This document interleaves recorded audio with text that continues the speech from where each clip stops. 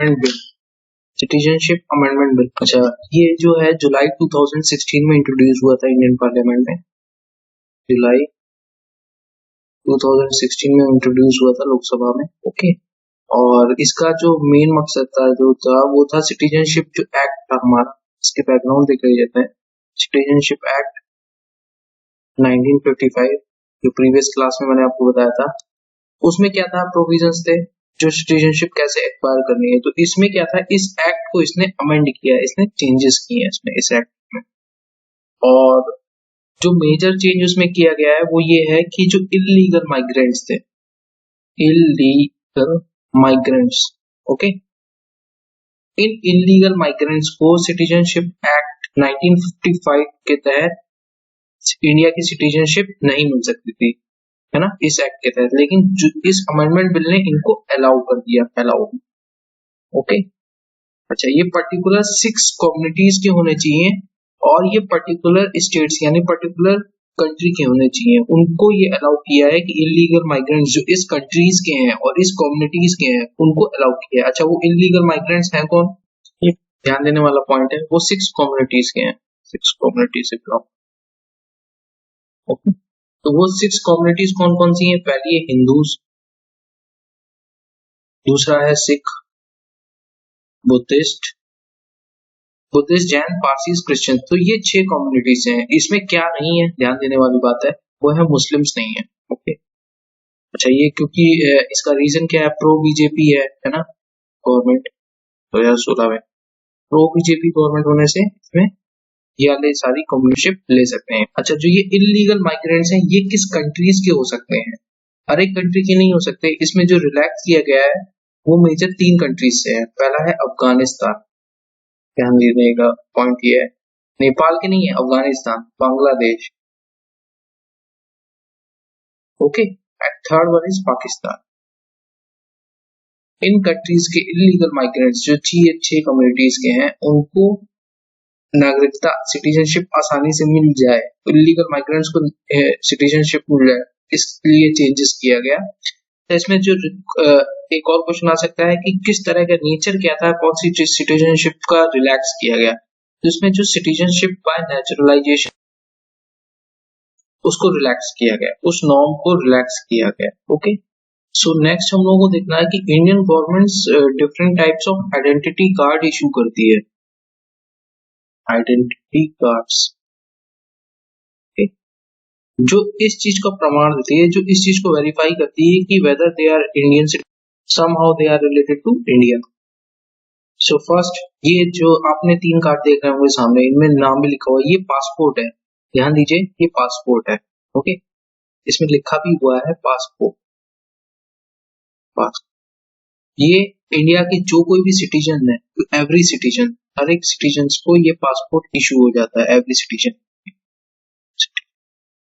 ठीक है, कुछ नॉर्म्स हैं और कुछ रूल्स हैं। उसी तरह ये दूसरा कार्ड देखिए, दूसरा ये आप लोग देखिए, आइडेंटिटी कार्ड है ओवरसीज सिटीजन्स ऑफ इंडिया। ठीक है, ये ओसीआई कार्ड बोलते हैं, इसको शॉर्ट में बोलेंगे, अगर हम लोग बोलेंगे तो इसको बोलेंगे OCI card. Okay, third one is person of Indian origin card, PIO cards.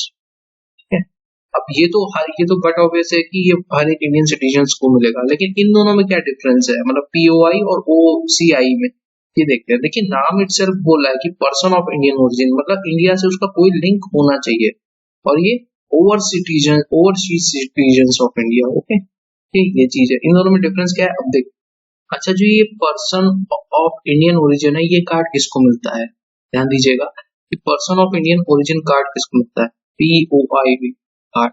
पहला कि कभी भी वो इंडियन सिटीजन या इंडियन पासपोर्ट का हो, पहला, जैसे एनी टाइम इंडियन पासपोर्ट का हो, उसका पहला जो प्रोविजन है वो ये बोलता है एनी। सेकंड बोलता है कि either of his parents, grand parents, कोई भी, मतलब मेल फीमेल लाइन से, पेरेंट्स, ग्रैंड पेरेंट्स, वो किसके, इंडिया के सिटीजन रहे हो। ओके, इंडिया के सिटीजन।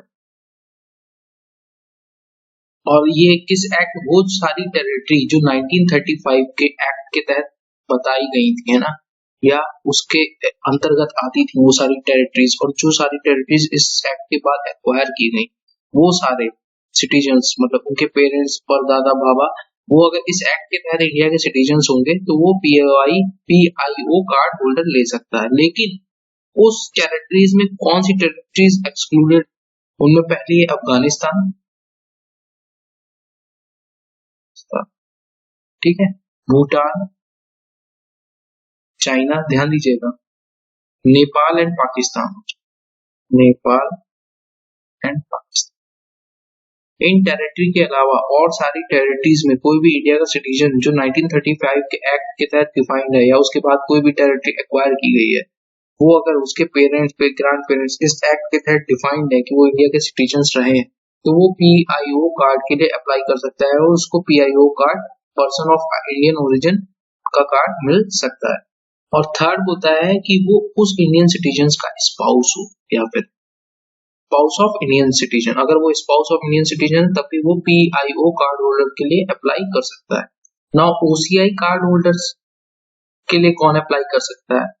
वो सारे सिटीजन्स जो कभी पाकिस्तान, ध्यान दीजिएगा, पाकिस्तान एंड बांग्लादेश के भी सिटीजन रहे हो या उनके पास कभी भी उनका पासपोर्ट हो, वो ओसीआई कार्ड के लिए नहीं अप्लाई कर सकते, सिर्फ 2 कंट्रीज के लिए। ओके, अच्छा, फिर उसके कोई भी फॉरेन नेशन के अलावा